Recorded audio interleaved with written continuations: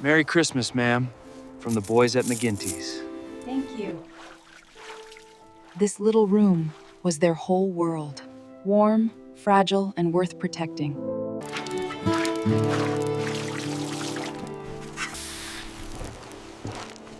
Did you eat? Best thing I've tasted since before the war. Don't let yourself go hungry. On Christmas Eve, 1863, in a godforsaken Montana mining camp, where temperatures plunged to 40 below, a drunken miner stumbled from a saloon into a blizzard, and what he found in that howling darkness would haunt him for 5 years. But the real story, it didn't begin that frozen night. It began the moment a widow with 3 starving children learned that gold dust and stolen jewelry could buy survival, but not redemption. And it certainly didn't end when her laundry shop burned to the ground. Historians call the winter of 1863 in Montana the Big Freeze. But the men who lived through it didn't have a polite name for it. They just called it the White Death. That Christmas Eve, the thermometer at the assay office in Bannock bottomed out at 45 degrees below zero. At that temperature, mercury freezes solid. At that temperature, if you spit, turns to ice before it hits the ground. At that temperature, a man's lungs can freeze from the inside out if he breathes too deep. The only thing separating Jack Thornton from that frozen oblivion was a half-inch of pine wall at McGinty's saloon. Inside the atmosphere was a biological weapon. The room was packed with 80 men who hadn't seen a bathtub since October. The air was a visible blue haze of tobacco smoke, coal oil fumes, and the steam rising from drying wool coats that smelled like wet dog and desperation.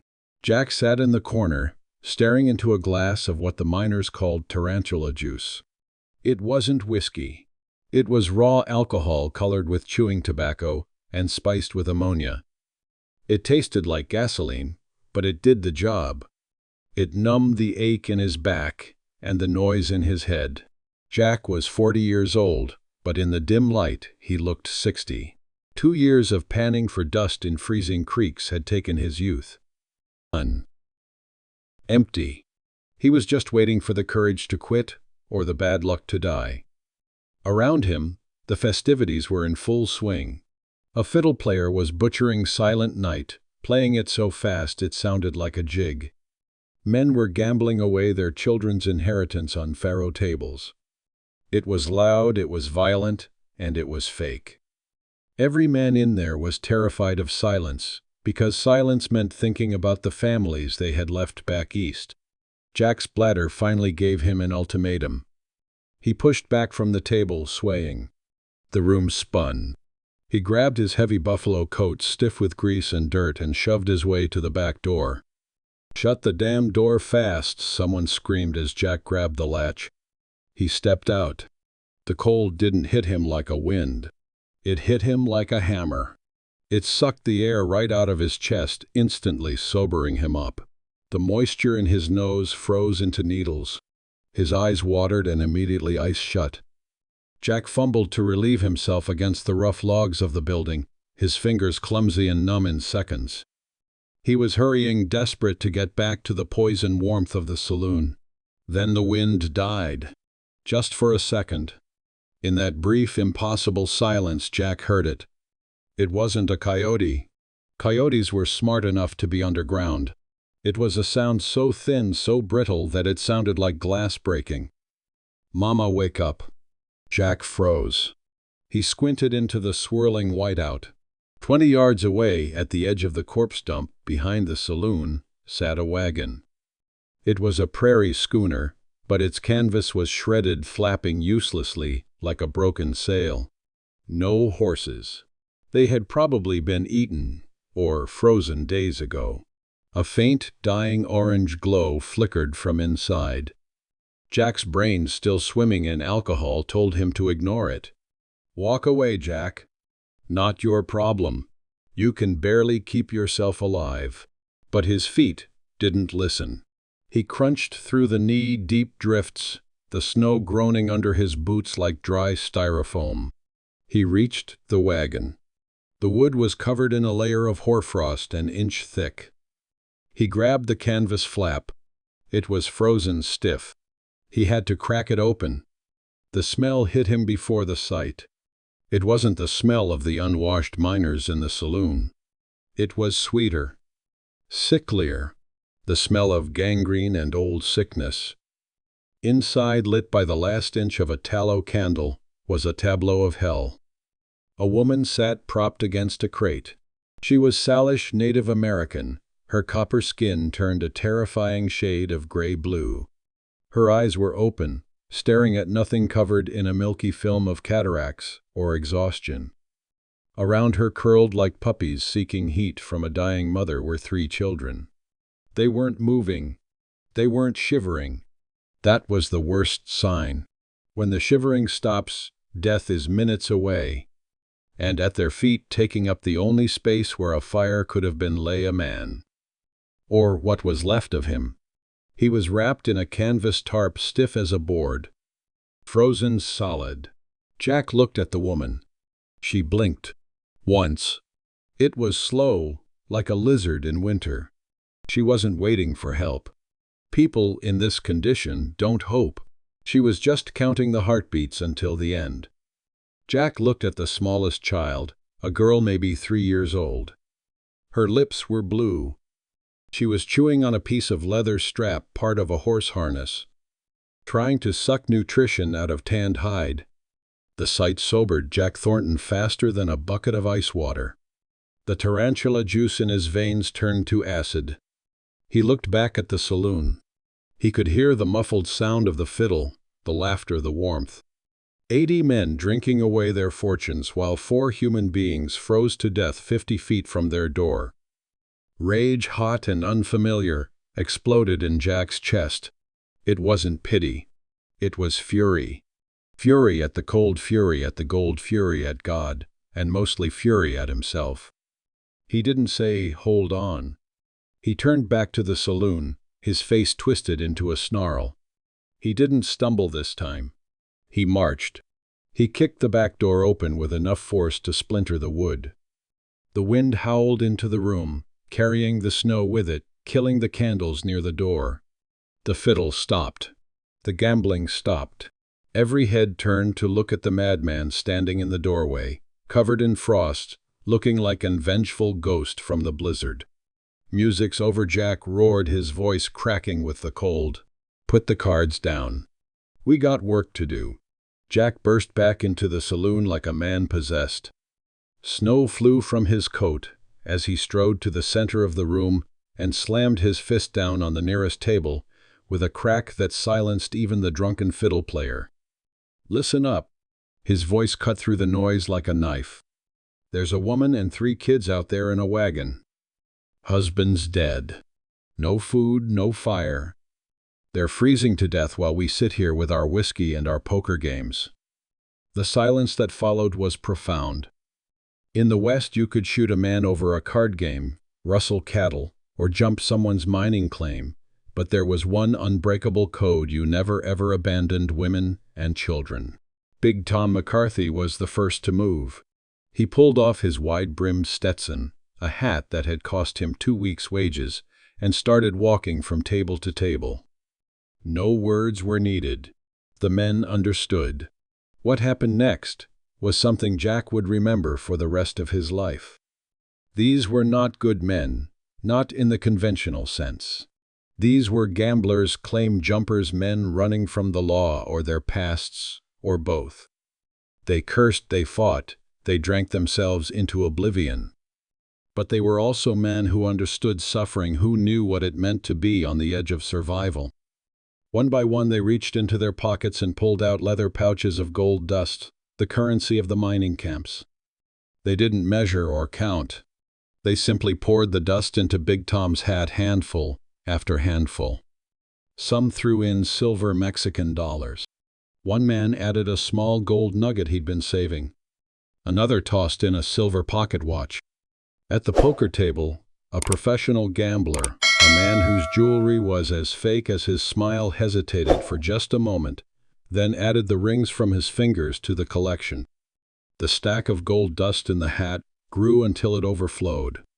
Within 5 minutes they'd collected enough to buy that family food, clothing, and shelter for a year, or enough for passage on a stagecoach back to civilization. Jack stood there, hat in hand, staring at his fellow miners. These rough, violent, broken men had just performed an act of grace that would have shamed most saints. "I'll take it to them," he said quietly. As he turned to leave, One-Eyed Pete called out, Tell 'em Merry Christmas." The walk back to that wagon was shorter, this time his step steadier despite the whiskey. Jack's heart hammered in his chest in a way that had nothing to do with the cold. When he pulled back the canvas, the woman looked up at him with the same hollow eyes, as if she'd already dismissed his first visit as a hallucination born of desperation. Jack knelt in the snow, ruining his only pair of pants, but not caring, and pressed the hat full of gold and silver into her trembling hands. "Merry Christmas, ma'am," he managed, his voice rough. "From the boys at McGinty's. Get yourself and your babies somewhere warm. Get some food. This should see you through." The woman stared at the hat, then at Jack, then back at the hat. Her mouth opened, but no words came out. The oldest child, a girl with her mother's dark eyes, whispered something in a language Jack didn't understand. "No need for thanks," Jack said quickly, backing away. Emotion made him uncomfortable. He'd done what needed doing, that was all. Just take care of them kids. He turned and trudged back toward the saloon, not looking back, not wanting to see gratitude or tears, or anything else that might crack open that thing in his chest even wider. When Jack pushed through the saloon doors, the brief moment of solemnity had already evaporated. Someone had made a crack about Jack getting soft. Someone else suggested his pants were wet for a different reason than snow. Within minutes, an argument over a poker hand erupted into a full-scale brawl. Bottles flew, tables shattered, and fists connected with faces in a symphony of violence that was as predictable as it was pointless. By the time the sheriff's deputy arrived to restore order, Jack was nursing split knuckles and a black eye, sitting in the same chair he'd occupied before, drinking the same rotgut whiskey. Christmas in Montana, same as any other night. Jack hadn't left Bannock, though God knows plenty of others had. The gold had played out 2 years ago. The easy veins were stripped bare, and the new strikes in the Dakota Territory had drawn the hungry young men away like moths to a fresh flame. But Jack stayed. Maybe he'd gotten too old to chase the horizon. Or maybe he was just like the slag pile outside the mine, heavy, spent, and part of the landscape. It was Christmas Eve, 1868. He sat in the same corner of McGinty's saloon, nursing a whiskey that tasted like regret. The place was quieter now. The rowdy, violent energy of the boomtown was gone, replaced by the hollow echo of a town slowly dying. The air was colder this year, or maybe Jack's blood was just thinner. He was staring into the amber depths of his glass when the bartender, a man with a face like tanned leather, slid something across the scarred wood. It wasn't a bottle. It was a plate wrapped in a cloth napkin so white it looked like a piece of cloud trapped in this dingy, smoke-stained hellhole. Lady from the laundry dropped it off the bartender, grunted, wiping a rag across the bar. "Said you'd know who it came from. Said to tell you. It's the real deal." Jack frowned. His hands, gnarled now with knuckles swollen from years of swinging a pickaxe, reached out. The object was heavy. Surprisingly heavy. He pulled back the cloth. Steam curled up, carrying a scent that hit Jack like a physical blow. It wasn't just the smell of food. It was the smell of a ghost. It smelled of nutmeg, expensive cloves, burnt sugar, and the sharp, oaky bite of brandy. It was a mincemeat pie, but not the delicate, sugary pastries they served in the fancy hotels back east. No. Jack knew what he was looking at. This was a pioneer's pie. A survivor's ration disguised as a celebration. Jack picked it up. The crust was thick, flaky, undoubtedly rolled with lard to withstand the heat of a wood stove. He took a bite, and the taste exploded in his mouth, shocking his system awake after 5 years of beans and bacon. It was dense, heavy. A single bite felt like it weighed a pound in his stomach. Jack closed his eyes, and his tongue dissected the flavors with the precision of a man who hadn't eaten a real meal in months. He tasted the meat first, not beef, but venison. The gamey, iron-rich taste of deer, hand-chopped into tiny, precise cubes, not ground into mush. It required patience to chop meat like that. It required time. Then came the sweet. Oh God, the sweet! That distinct rich coating of kidney fat that didn't just melt away, but lingered coating his throat, mixing with the dark, sticky sweetness of currants and dried apples. It was savory, it was sweet, it was fatty, and it was drunk on brandy. Jack knew the history of this pie. He knew that to make it right, you didn't just bake it. You aged it. You mixed the meat, the fat, the fruit, and the spices, and you buried it in a stoneware jar under the snow or in a cold cellar. You let it sit for a month, letting the alcohol kill the bacteria, letting the flavors marry in the darkness, until the meat turned into something candy, like something eternal. As the warmth of the brandy and the caloric heat of the sweet began to spread through his chest, fighting off the Montana chill, Jack realized what this pie actually meant. Martha hadn't just thrown some leftovers together. She had started making this pie in November. While Jack was drinking his wages away, she was chopping venison. While he was passing out in his shack, she was rendering sweet. While he was forgetting what it meant to be a human being, she was tending to a jar in the dark, waiting, preserving, preparing to save him from the cold for one more night. It was a bomb of energy wrapped in crust. A promise that you could survive the winter if you just had enough substance inside you. Tears, hot and unfamiliar, pricked the corners of Jack's eyes. He ate the whole thing. Every crumb. He ate it like a starving wolf, and for the first time in 5 years, the gnawing emptiness in his gut, the one whiskey could never fill, went quiet.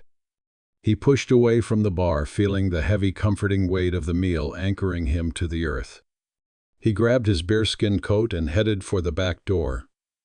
The wind outside was screaming, a blizzard wind that could freeze a man's eyelids shut in seconds. But Jack didn't feel it. Not this time. The sweet and the spices were burning like a furnace in his belly. He stepped out into the swirling white darkness, intending to head to the outhouse, but he stopped. She was there. She stood just outside the circle of yellow light spilling from the saloon window. She was wearing a heavy wool coat, thick and well-made, dyed a deep indigo. The hood was pulled up, framing a face that had changed. The hollow, skeletal desperation of the woman in the wagon was gone. In its place was the face of a woman who had fought the frontier and won. Her skin was clear, her eyes sharp and intelligent. She had been waiting for him. In the cold. In the wind. "What are you doing out here?" Jack asked. His voice was rough, scraping against his throat. She didn't answer immediately. She watched him, her dark eyes tracking the steam of his breath. She looked at his battered coat, his graying beard, the way he stood with his shoulders hunched against a world he expected to hurt him. "Did you eat?" she asked. Her voice was calm, cutting through the wind. "I did," Jack said. "Best thing I've tasted since before the war." It was the real deal, Martha. Venison and suet. A faint smile touched her lips. "My grandmother's receipt. She always said a man can't fight the winter on sugar alone. He needs meat. He needs spirit." Jack nodded dumbly. "It was a lot of work. For a drunk." "It was a lot of work for the man who saved my children," she corrected him gently. She took a step closer. The snow crunched under her boots. She looked at him, really looked at him, and Jack felt exposed. He felt like that jar of mincemeat must have felt sitting in the dark for weeks, waiting to see if it would spoil or if it would turn into something worth keeping. "I see you, Jack," she said softly. "I see you sitting in there. I see you waiting to fade away. I'm just a miner, Martha. The gold is gone. The gold in the ground is gone," she said. "But you're still digging for nothing." She paused, the wind whipping a strand of dark hair across her face. She reached up to tuck it back, a gesture so human, so normal, that it made Jack's heart ache. "Don't let yourself go hungry," she said. The words hung in the air, heavier than the snow. She wasn't talking about the pie. She wasn't talking about food. She was talking about the starvation of a soul that had forgotten how to want anything other than oblivion. Jack stood there, this rough, violent man, who had spent 5 years pickling his liver in rot-gut whiskey to avoid feeling anything. And now, full of the warmth she had handmade for him, the numbness was failing. The woman turned to go, her silhouette beginning to merge with the Montana darkness. Then she stopped. She didn't turn back, but she spoke loud enough for him to hear over the howling wind. "The boys are asleep. The fire is built up. The house is warm." She turned her head slightly, just enough for him to see the profile of her face in the moonlight. "Would you like to come home with me?" For any other man standing there in the biting Montana wind, the answer would have been the simplest word in the English language. Yes. 1,000 times yes. Jack's body reacted before his mind could stop it. His boots shifted in the snow, crushing the ice as he leaned toward her. Just inches away stood everything he had lost: a warm hearth, the smell of soap and cinnamon instead of stale sweat, a family that looked at him with hope instead of disgust. For a fleeting, heart-stopping second, Jack Thornton wasn't a broken-down miner. He was just a man being offered a lifeline out of hell. But then reality crashed back in. Behind him, the heavy oak door of McGinty's saloon swung open with a violent bang.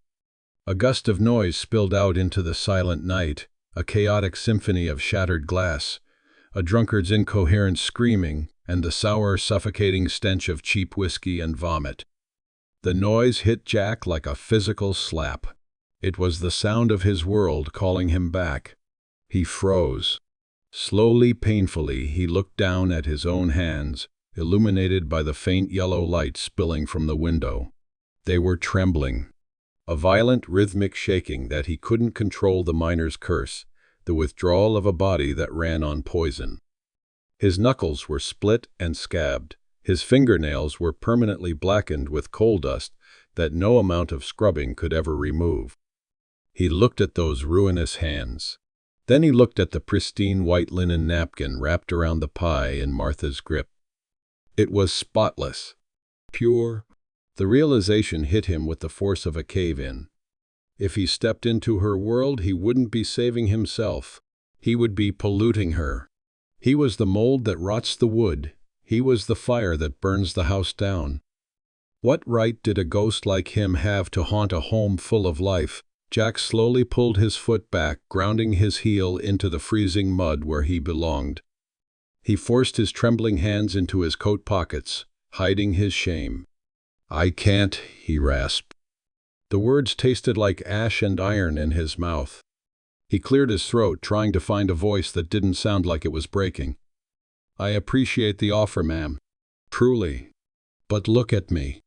He nodded toward the saloon where the shadows of fighting men danced in the window. "You've built yourself a sanctuary, Martha. Something good. Something clean. A man like me." Jack's voice dropped to a whisper barely audible over the wind. "I'd only dirty it up. I'm not the man who saved you anymore. I'm just the guy who stayed behind." Understanding flickered in Martha's dark eyes. There was no judgment there, no pity, only a terrible, quiet recognition. She had seen the trembling. She had heard the saloon door. She knew that some holes were too deep to climb out of. She didn't try to argue. She didn't try to save him. Instead, she gently placed the warm pie on the wooden railing between them, treating it like an offering at a grave. "The pie," she said softly, her voice steady against the gale. "Every Christmas, Jack. I will bring it. Not to fix you, but so you remember." She paused, her eyes locking onto his. "That even wolves can be men sometimes." Then she turned, her coat swirling around her, and walked away into the consuming darkness. Jack stood there for a long time, statue still. The cold seeped through his bearskin coat, settling into his marrow, but he didn't move.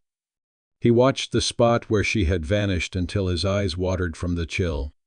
Finally, he turned back. He reached for the handle of the saloon door.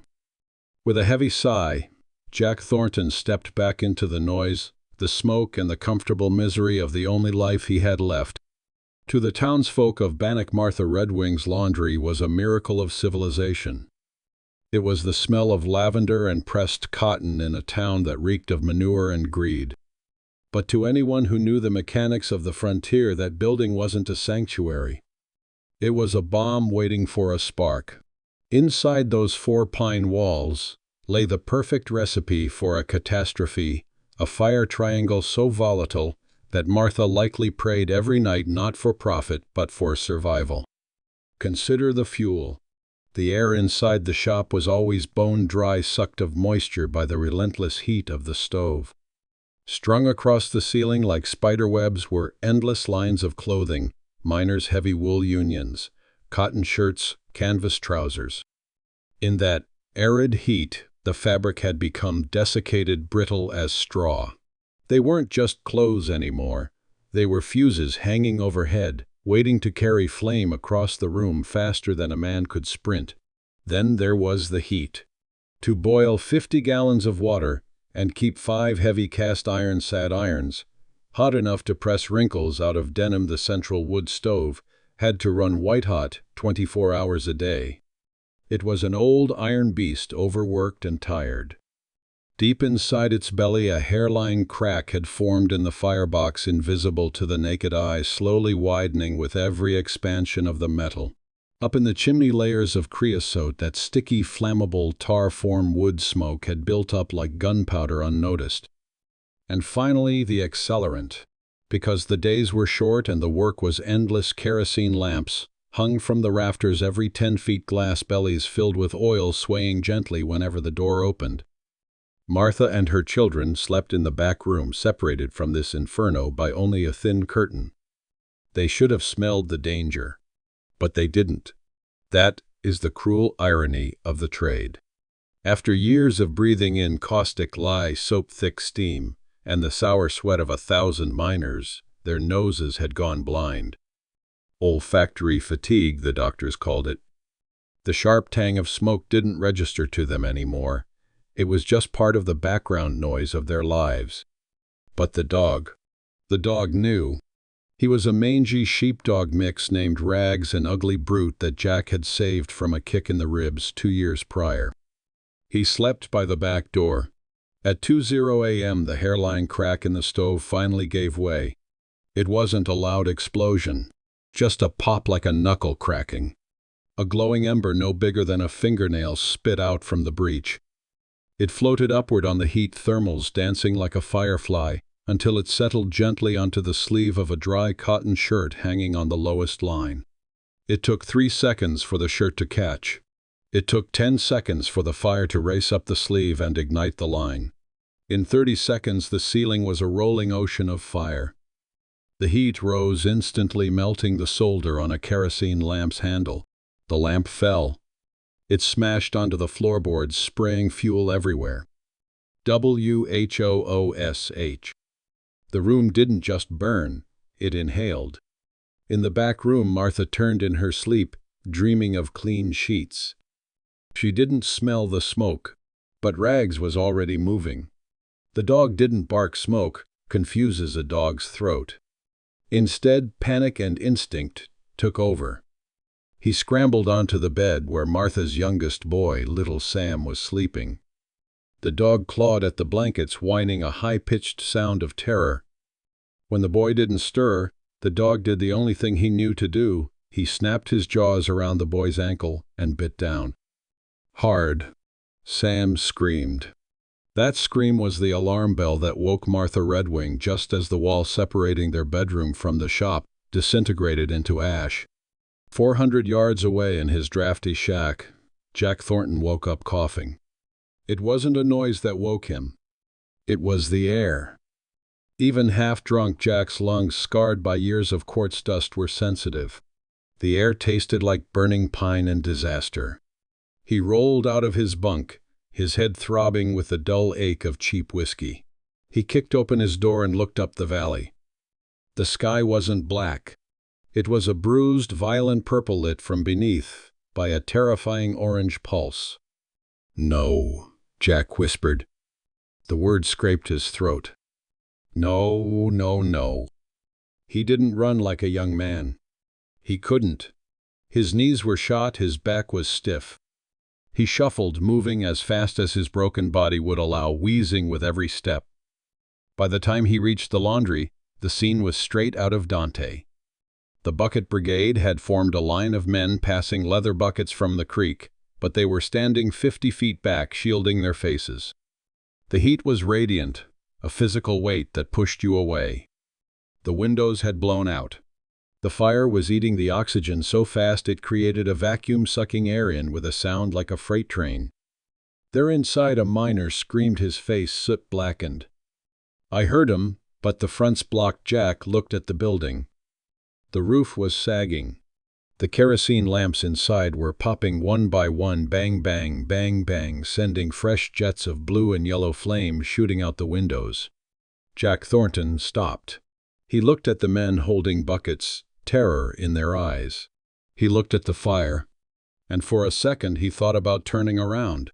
He was 60 years old. He was a drunk.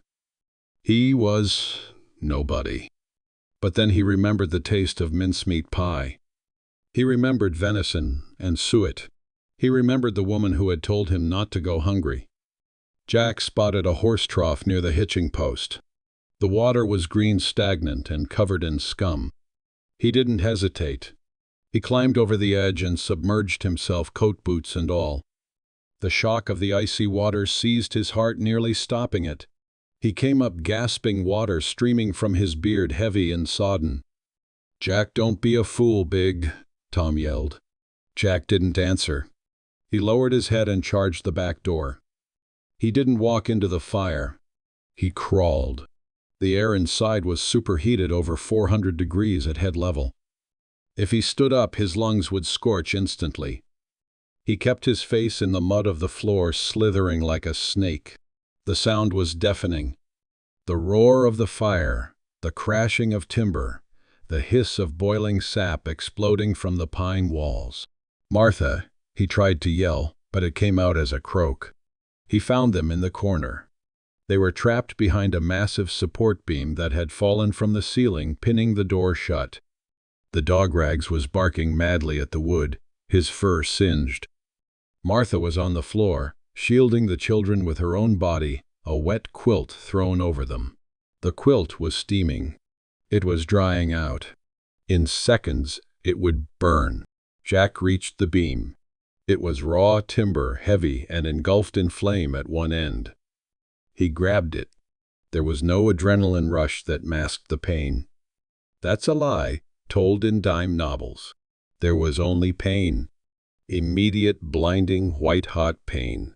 The skin on his palms didn't just blister, it hissed. It sounded like bacon hitting a hot skillet. Jack screamed. It was an ugly, guttural sound, the sound of an animal in a trap. Heave. The beam didn't move. He was too old, too weak. He looked at Martha. She was looking at him from under the quilt, her eyes wide, reflecting the flames. She didn't look at him like a hero. She looked at him like he was her last hope. Jack let go of the beam.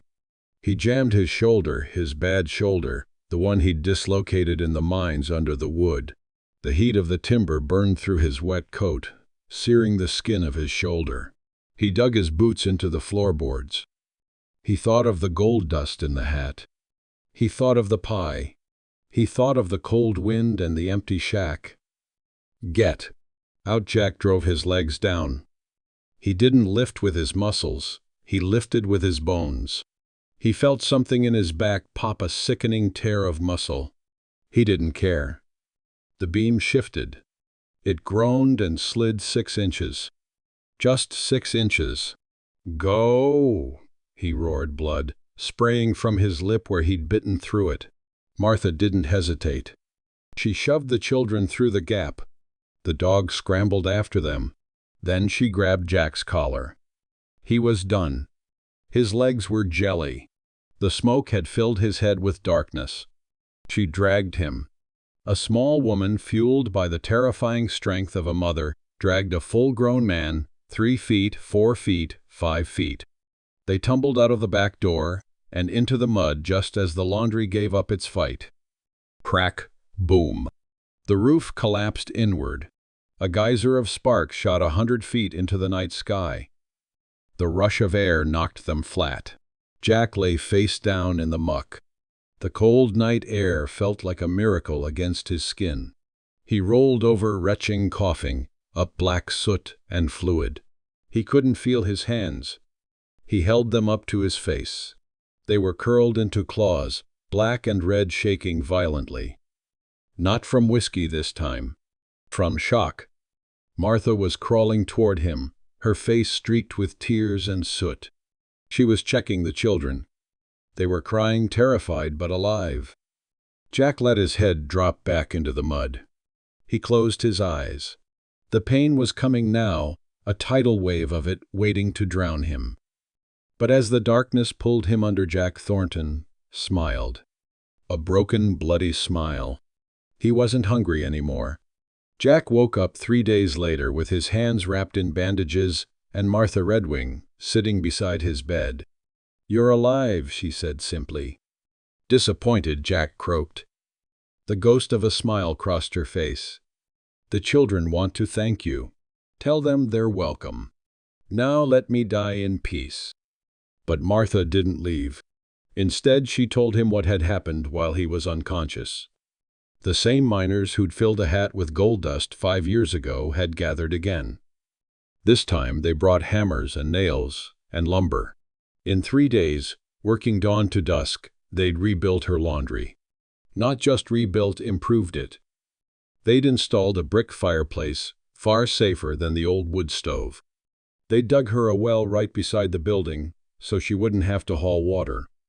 They'd built it stronger, better, safer. And they'd done it for free. Why, Jack asked, though he knew the answer. "Because that's what we do," Martha said. "We take care of our own." Jack Thornton's hands healed, though they never lost the scars from the burning timber. He never did move into Martha Redwing's house. That would have been too much like hope, too much like believing he deserved happiness. But he did become a fixture there. He fixed things that broke. He chopped wood. He scared off the occasional drunk who forgot that Martha's laundry was sacred ground. He taught her son to throw a punch and her daughters how to spot a card cheat. And every Christmas Eve there was a mincemeat pie waiting for him at the bar in McGinty's saloon. The miners who'd filled that hat with gold dust never spoke of it again. That wasn't their way. But every one of them, when they dropped off their laundry, treated Martha with a respect that bordered on reverence. And if someone new to town made the mistake of being rude to her, they'd find themselves educated, usually with fists, about the code of the West. You could shoot a man over cards. You could jump his claim. You could drink yourself to death or fight until your knuckles were raw.